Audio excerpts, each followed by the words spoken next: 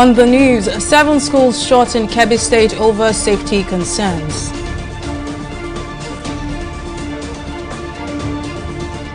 Buhari vows to bring enemies of Nigeria's peace to book. And European Union plans to create vaccine hubs in Africa.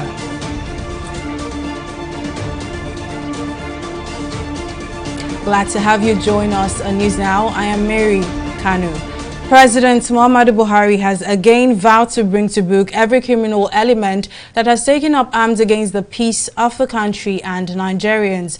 Buhari said this on Monday while declaring open the first Progressives Youth Conference of the ruling All Progressives Congress APC in Abuja. Represented by the Secretary to the Government of the Federation, Boss Mustafa, the President said he would not spare any efforts to quell the rising insecurity across the country, also reiterating that all his appointments and policies are premised on equity and inclusiveness. Buhari said conscious efforts are being made to evenly spread infrastructural development, appointments and projects across all regions of the country, insisting that the impact of his administration has been felt across the country.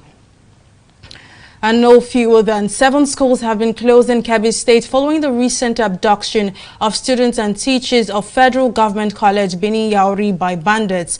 Chairman of the National Union of Teachers Kebbi State Chapter, Isa Arzika, said the short schools are in vulnerable areas of the state and soft targets for bandits. Arzika also said the state government has directed all principals to close any school considered not safe, while police and vigilante groups have also been deployed for monitoring and protection of schools. An unspecified number of students and full staff were kidnapped when gunmen overpowered security operatives at FGC Benin Yauri last week. Military authorities have since rescued 11 of the victims after a gunfight with the attackers. And Governor Abubakar Bello of Niger State has alleged that most of the bandits terrorizing the country are not Nigerians.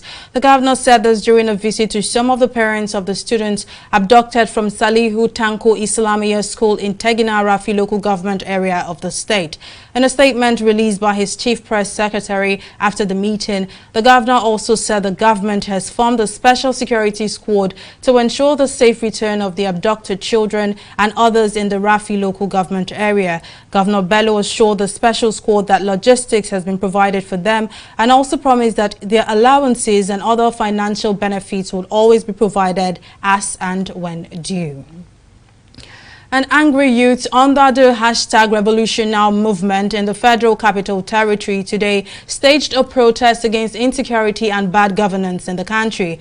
The protesters, who blocked the Shehu Musa Yaradua Airport Road as early as 5 a.m., took their campaign to Dantata Bridge along the Nnamdi Azikiwe International Airport, which serves as a major entrance and exit to the capital city. The protesters barricaded the expressway with bonfire, preventing vehicular movement along the road while demanding an end to insecurity, bad governance, corruption and reversal of suspension of Twitter, among others. Security operatives have since cleared the road to allow free flow of traffic. The Independent National Electoral Commission (Inec) has announced the introduction of a portal to enable eligible Nigerians register as voters online before completing the exercise physically at designated centers nationwide. Inec Chairman Mahmoud Yakubu disclosed this during a quarterly meeting with media organizations in Abuja on Monday. According to Yakubu, the innovation is part of the Commission's commitment to continue to deepen the use of technology in the electoral process in Nigeria. The Inec boss also called for the support of the media to create awareness about the continuous voter registration exercise scheduled to commence on June 28th. When we met in February, we asked for your support and understanding, and we gave you our commitment that we'll proceed objectively to convert the voting points and voting point settlements into polling units and see what working together with you has achieved. In 4 months, between February and June this year, we were able to achieve what has not been achieved in this country in the last 25 years. So working together with you will continue to deepen our democracy and will be open and transparent as always. By the time this process is effectively deepened, such issues, vices that have always remained a major challenge to the delivery of credible election would have given way. Because by the time most of these activities take place online, we would have substantially addressed our problems. And like I said during our last meeting, most of the key issues that continue to plague us as a people, they have their root from the electoral process. Once we get the electoral process right, we would have appreciably addressed major issues that confront us as a people. Ahead of the 2023 general elections, preparations are in top gear by all stakeholders to achieve a high turnout of voters. To this end, the Independent National Electoral Commission (Inec) has announced the resumption of the nationwide continuous voters registration by June 28. However, on the basis of poor turnout in the last general elections, our correspondent Mojisola Matami was on the streets of Lagos to examine the readiness of Nigerians for the exercise. Over the years, Nigerians have shown apathy towards participating in the voting process. For reasons ranging from insecurity to distrust, voters steer clear of voting booths on election days. In the last presidential elections, Nigeria recorded a meager voter turnout of 34.75%, its lowest since its return to democracy in 1999. In the space of 2 years, little has changed, as some Nigerians, despite government sensitization, still harbor doubts about integrity of the nation's electoral processes. The series of events now have shown that 2023 election is more like a mirage. Is more like a mirage, not a facade. And with the state of things in the country, I will not lie to you. Okay, if you look at it, the whole of, let's say the whole of South, in the last 2 years, 23 Inec stations have been burnt. So this alone will tell you that there is something fishy. There's something cooking. So even if that 2023 election we hold, of which personally I doubt, I don't really, not just only me, many of my friends, we have even said the same thing. I don't really see any big deal about it. It's not as if, but 2023 election, personally, I don't see it happening. To improve voter participation, the Independent National Electoral Commission (Inec) has created more polling units and scrapped polling units in unconventional locations. Number of polling units and consequently voters' access to them has been substantially enhanced.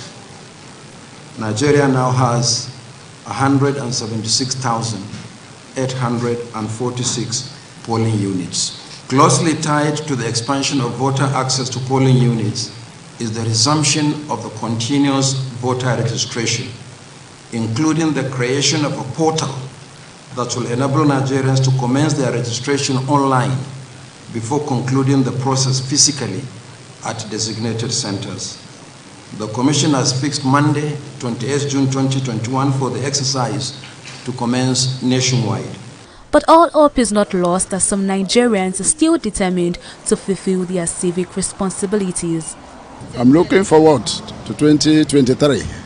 I'm looking forward. I'm going to vote. It's a social responsibility for every individual to vote the candidate of his choice. Coming 2023, I will vote also, because I participated in the voting during 2019 election. I voted for the present administration, which is APC, that is Muhammadu Buhari. But right now, due to the situation, insecurity, the way I said that I'm living in Kaduna, right now in Zaria, you can't sleep with your two eyes closed because of the security issues, the kidnappers, the bandits, and also such of insecurity that is going on in the north. So I'm going to vote for any other party, whether you are PDP or APC. I don't care. If you are competent, you can give me security. The school will be okay. The economy will move forward. I don't have any problem with you. I will just vote that person, not that party. In less than 2 years, Nigerians will go to the polls to elect new officials, but the efforts of governmental agencies to sensitize the public on the importance of fulfilling their civic duty would determine the success of the polling turnout. Mojisola Matomi, TV360 Lagos. A federal high court in Abuja has ordered Mobil Producing Nigeria Unlimited and the Nigerian National Petroleum Corporation (NNPC) to pay 81.9 billion naira as damages to communities in the Benue local government area of Akwa Ibom State over oil spillage. The court awarded the sum of 42.8 billion naira as damages for intangible losses, 21.9 billion naira for special damages, and 10 billion naira as general damages. Delivering judgment, Justice Taiwo ordered the oil corporations to pay the sum in 14 days or pay 8% of the sum per annum. The suit was instituted against the two defendants by the aggrieved oil-producing companies led by Obong Effiong and 9 others through their lawyers Lucius Nwosu. The judge held that the negligence of Mobil and NNPC caused environmental degradation in the communities. There is an urgent need for the government to be conscious of the increased number of road traffic crashes on federal highways. The Minister of Works and Housing, Babatunde Fashola, however, says the majority of accidents are not caused by bad roads. In this next report, our correspondent Abisola Adebayo looks at some of the causes of road accidents in Nigeria and efforts being made by authorities to reduce the numbers. Nigeria is known to be one of the countries with very high rates of road fatalities in the world. According to the National Bureau of Statistics, 2,080 road crashes occurred in the second quarter of 2020. Also, in January 2021 alone, about 25 road accidents claimed no fewer than 204 lives across the country. This, the Minister of Works and Housing says, has become a source of concern. Every month we get reports from the FRSC, who are usually one of the first arrivals at road traffic crashes on federal highways. For the month of January, the number of people who died from road crashes exceeded the combined numbers of people who died from malaria and COVID together for the same month. Some people have attributed these crashes to the state of the Nigerian roads, but the Federal Road Safety Corps blames indiscipline and impatience on the part of drivers for the disturbing trend. Outside the condition of the road, which I also want to attribute to the man, I will still give it to the highest percentage of the crashes to human error or human decision. Because even when the road is bad, it takes a man to be able to apply that road with caution. Because if actually it's the road that is the cause of the crash, then we won't have any road to pass again, because virtually we will have seen series of crashes. When the vehicle is not in order, it's the man. When there are infractions where there's misconduct, whether within or outside the vehicle, it's still the driver. The commander says despite the alarming figures, the agencies have several measures in place to regulate the transportation sector. We continue to talk to them, we continue to enlighten them, we continue to use all the means, all the medium that is made available to us through the print and electronics, and we also have physical presence at the motor parks to talk to these categories of people. And we also have effective motor vehicle administration in the land, where we harmonize all the policies that is necessary to checkmate incessant crashes. In addition to the measures put in place by the FRSC, the Minister of Works says some notorious roads have been identified for urgent government attention. He also appeals for collaboration from other ministries and stakeholders to combat the situation. I think our focus as a government is that we've agreed that the driver has a role to play, starting from education, certification from all levels. So this is going to be a multidisciplinary activity from ministries of education, ministries of information, the FRSC in terms of how they test, and the states and the local governments, as the case may be, how they test, how they certify drivers. We are hopeful that FRSC will start something like a random check on the highway for people to produce their driver's license, just do random tests, And that awareness hopefully will reduce the number of uncertified drivers on the road. To further find a lasting solution to the issue of road accidents, the FRSC has urged all road users and motorists to be law-abiding in order to complement government's efforts. Abisola Adebayo, TV360, Lagos. Let's take a break here, but still to come, former Nigerian coach Samson Siacia's life ban from football reduced to 5 years. Details of that and more after this break.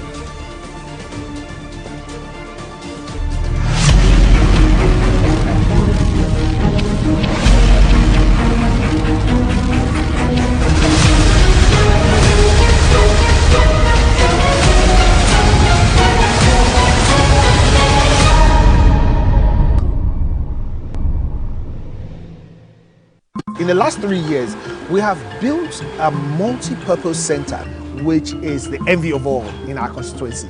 And I can tell you that the people who are living there are already enjoying it. Guy, do you think what this man just said is true? See, I seriously doubt. I'm sure it's one of those their silly lies. And wait, do you know there's a way to find out if these things he's saying is true or not? This is the Construct app. It gives people like us a sure way to track implementation of constituency projects. It gives valid and verified information on location of projects, amounts allocated, amount funded, the level of job done, and even the profiles of concerned legislators. You and I can post directly on this app. Are you serious? This is the Go-To app if you want to know how our Commonwealth is being expanded by the government. Wow. Let's even see if what this man said is true. Show me. The Construct app is developed by Other People Nigeria with support from USAID and is available on both Google Play Store and Apple Store. And it's true. Of course, I told you. Opinions are free, facts are sacred, but truth is universal. How, in practical terms, can we, for instance, de-escalate the tension? President must see himself as the President of the Federal Republic. We know where the enemy is. 3 places. The Lake Chad Basin, the border area between Nigeria and Cameroon, and then the Sambisa Forest. On TV360, we give you a complete dose of everything. Opinion, facts, and undiluted truths. I hardly believe what politicians say in this part of the world. A new Nigeria is possible, a future is possible. We delve into the issues, dissect it so that you can understand it. Use it to take action. I don't think there's any need for any governor to look for grant for ranching. TV360, dissecting the issues. Glad to have you back. Well, here's a quick reminder of some of our top stories tonight. President Muhammadu Buhari has again vowed to bring to book every criminal element that has taken up arms against the peace of the country and Nigerians. While declaring open the first Progressives Youth Conference of the ruling All Progressives Congress APC in Abuja, the president also said conscious efforts are being made to evenly spread infrastructural development, appointments and projects across all the regions of the country. We also told you that the Niger State government has formed a special security squad to ensure the safe return of the abducted Tegina Islamia school children. Governor Abubakar Bello, while addressing the special squad of combined security personnel deployed to Rafi local government area on Monday, said the time had come for the government to take decisive action once and for all to end banditry in the state. Well, in case you missed any of our news bulletin or for more updates, do log on to our website on www.tv360nigeria.com. You can also follow us on our social media platforms on Twitter, Instagram, YouTube and Google Plus at TV360 Nigeria. On Facebook, we are TV360 Online.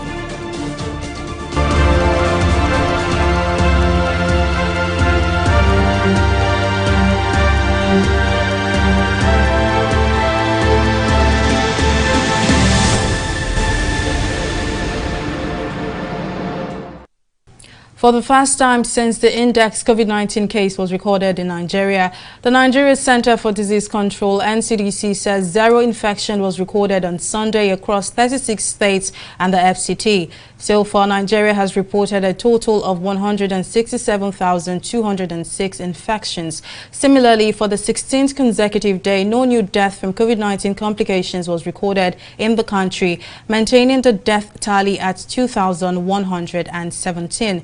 The NCDC data further indicates that 7 patients were discharged on Sunday after recovering from the infectious disease. With the new figure, the total number of COVID-19 recoveries in Nigeria stands at 163,557. The World Trade Organization Director General Ngozi Okonjo-Iweala on Monday said Africa is working with the European Union and other partners to help create regional vaccine manufacturing hubs in South Africa, Senegal and Rwanda. The WTO boss further decried how over-centralization of vaccine production has hampered equitable access in a crisis situation. Okonjo-Iweala explained that regional production hubs with open supply chains offer a more promising path to preparedness. And according to data, Nigeria is the 4th country in Africa that has the highest number of vaccinated citizens. Well, we'll take a break here and return with business and international stories. Stay with us.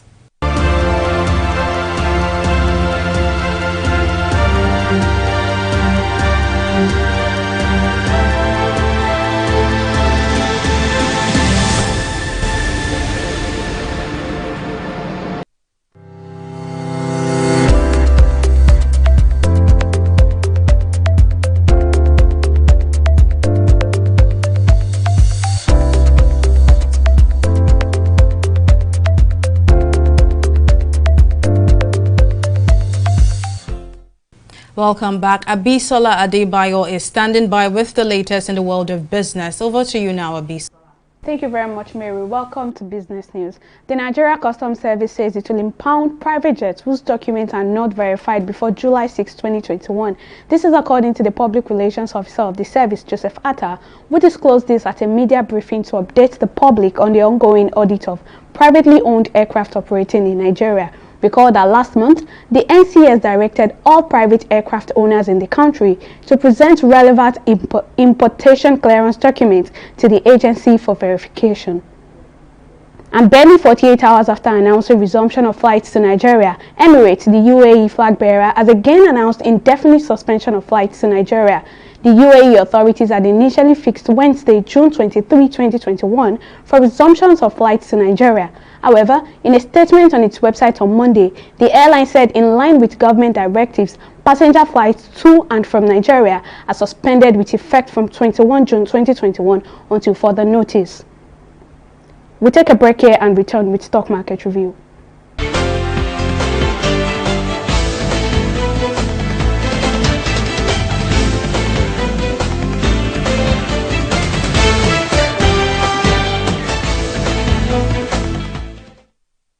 Equities markets closed today on a negative note as the all-share index depreciated by 0.27% to close at 38,545 basis points. Market capitalization also lose over 54 billion naira today to close at 20.089 trillion naira. Moving on, our top losers for today, Fitzin and Lasaco, our first 2 top losers for today, and they recorded a combined 64 kobo loss. On the flip side, that's our top gainers of today. Maya and Champion Breweries from the consumer goods sector, they both had a combined 17 kobo. They are our top gainers for today. And our market summary sees a total volume of 209 million units of shares valued at over 1 billion naira, exchanging hands in 3,390 deals. Moving on to the global market, that's the FTSE, the Dow Jones and the Nikkei. The FTSE and the Dow Jones are in the positive territory, while Japan stocks Nikkei is in the negative territory. The FTSE rather closed higher on Monday as supermarket chain Morrison turned down a bid from US buyout firm. It recorded a 0.64 increase today, and the Dow Jones also surged over 500 points as the share price of Bitcoin plunged on China's crackdown. It recorded a 1.56% increase, and Japan stocks Nikkei also declined by almost 4 months today, extending losses from late last week as hawkish comments from the U.S. Federal Reserve crushed the reflection trade that had driven the market earlier. So at the close of trading, it recorded a 3.29% decline. That's all on Stock Market Review. It's back to Mary for the rest of the news. Thank you for that update, Abisola. And now in international news, Iran's president-elect has welcomed negotiations with world powers aimed at reviving a 2015 nuclear deal, but said they must guarantee national interest. At his first news conference since his victory in Friday's election, Ibrahim Raisi promised he would not allow the talks in Vienna to be dragged out. He also insisted that Iran's ballistic missile program was not negotiable. The nuclear deal has been close to collapse since the U.S. abandoned it and reinstated sanctions 3 years ago. Well, up next is Entertainment Report on News Now.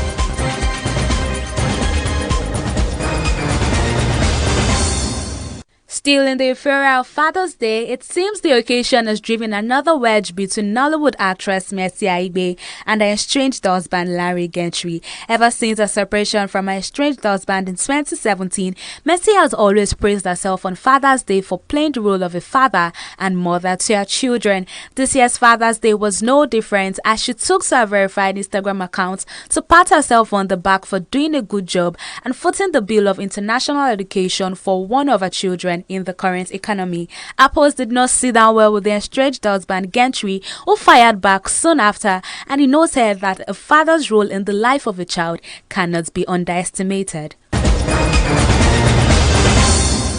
Sonia Igalo, wife of footballer Judy Gallo, has fired back at him after he reacted to the allegations of infidelity she made against him.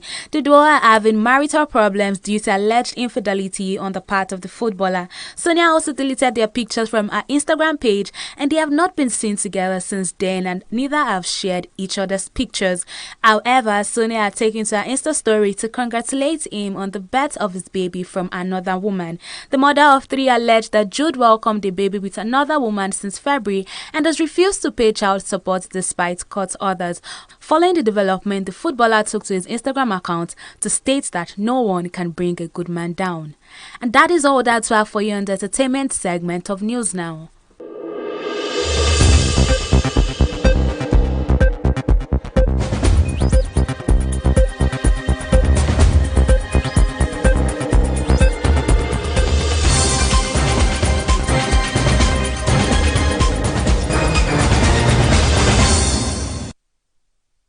And now in sports, the Court of Arbitration for Sports has reduced the life ban placed on former Nigeria coach Samson Siacia by FIFA to 5 years. The court delivered its long-awaited appeal verdict on Monday and also dismissed the fine of 50,000 Swiss francs he was ordered to pay.